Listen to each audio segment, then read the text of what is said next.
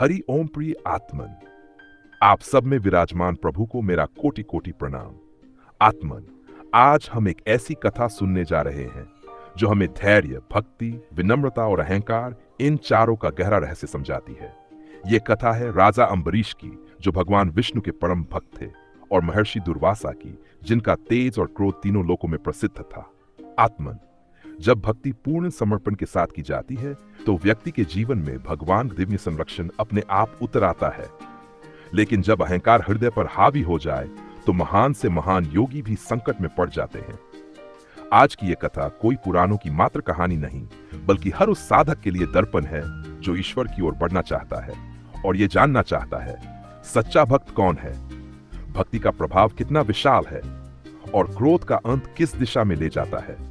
तो आत्मन, आइए अपने मन को शांत करके बैठते हैं और प्रवेश करते हैं इस दिव्य प्रसंग में, जहां एक ओर है राजा अम्बरीश की सरल निष्कपट भक्ति और दूसरी ओर महर्षि दुर्वासा का प्रचंड क्रोध, और इनके बीच प्रकाशमान होती है भगवान नारायण की अद्भुत करुणा। तो चलिए आत्मन, कथा आरंभ करते हैं। दुर्वासा ऋषि और राजा अम्बरीश की कथा भारतीय पुराणों में भक्ति, विनम्रता और क्षमा का गहरा संदेश देती है। इस प्रकरण में ऋषि दुर्वासा ने राजा अम्बरीश की परीक्षा ली, जिसमें अम्बरीश की अद्भुत धैर्य, धर्मनिष्ठा और भगवान विष्णु के प्रति उनकी अन्य भक्ति स्पष्ट रूप से दिखाई देती है। एक बार राजा अम्बरीश ने एकादशी का व्रत रखा था और द्वादशी के दिन पारण अर्थात व्रत समापन का संकल्प किया था। राजा अम्बरीश व्रत विधि के अनुसार सबसे पहले ब्राह्मणों को भोजन कराना चाहते थे। इतने में पारण का समय आते ही महर्षि दुर्वासा वहां पहुंचे। राजा अम्बरीश ने अत्यंत विनम्रता से उनका स्वागत किया और भोजन के लिए निवेदन किया, लेकिन ऋषि दुर्वासा स्नान करने यमुना नदी की ओर चले गए और देर तक वापस नहीं लौटे। उधर द्वादशी तिथि समाप्त होने को थी। राजा को धर्म और नियम दोनों में द्वंद्व उत्पन्न हो गया। वे असमंजस में पड़ गए। विद्वानों की सलाह पर राजा अम्बरीश ने केवल जल ग्रहण करके व्रत पारण पूरा किया। थोड़ी ही देर में ऋषि दुर्वासा लौट आए। जैसे ही उन्होंने देखा कि राजा ने उनके बिना जल ग्रहण किया है, वे क्रोधित हो उठे। उन्होंने अपनी जटा से एक कृत्या उत्पन्न कर दी, जो राजा अम्बरीश को मारने हेतु उनकी ओर दौड़ी। लेकिन आत्मन, भगवान विष्णु का सुदर्शन चक्र तत्काल प्रकट हुआ। उसने कृत्या का नाश कर दिया और दुर्वासा ऋषि के पीछे दौड़ पड़ा।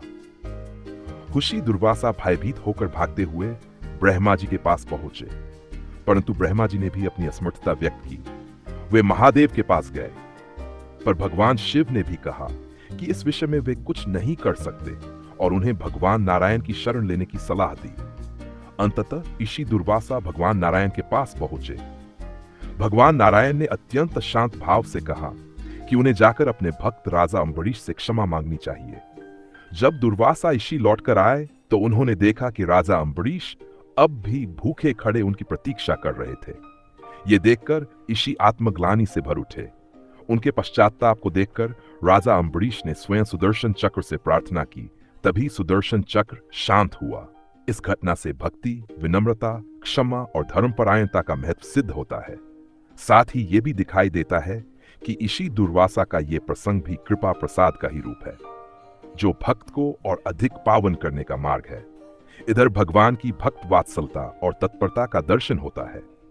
देखिए आत्मन, भगवान अपने भक्तों की रक्षा के लिए कितने प्रतिबद्ध है। सच्चे भक्त का अनिष्ट कभी नहीं होता। भगवान उसके जीवन में आने वाले संकटों को भी उसके विकास का कारण बना देते हैं। इसी को कहा गया है, भगवान के भक्त पर यदि पत्थर भी फेंके जाएं, तो वे पत्थर भी उनके लिए फूल बन जाते हैं। और जब भक्त पर कोई कठिनाई आ जाए तो स्वयं भगवान उसकी रक्षा के लिए दौड़े चले आते हैं। राजा अम्बरीश की भक्ति, उनका धैर्य, उनकी विनम्रता और किसी भी परिस्थिति में न डगमगाने वाला विश्वास, ये सब हमें सिखाते हैं कि आध्यात्मिक पथ पर सबसे बड़ा साधन अहंकार रहित भक्ति है। और ऋषि दुर्वासा का यह अनोखा प्रसंग दरअसल भगवान के रहस्यमय प्रबंधन का अद्भुत अनुभव है। इससे हमें सबसे बड़ी शिक्षा मिलती है कि क्रोध इवन ईशी के भीतर क्यों न हो, अंततः विनाश का ही कारण बनता है।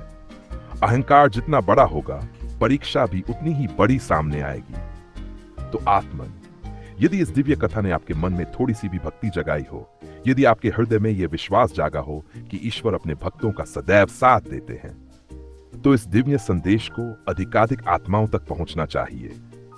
यदि यह प्रसंग आपको हृदय तक छू गया हो तो कृपया इस वीडियो को लाइक करें, इसे अपने प्रियजनों के साथ साझा करें और हमारे इस आध्यात्मिक परिवार से जुड़ने के लिए चैनल को सब्सक्राइब करें। आपके एक एक आशीर्वाद जैसे क्लिक से यह चांद और अधिक जीवनों तक पहुंचता है।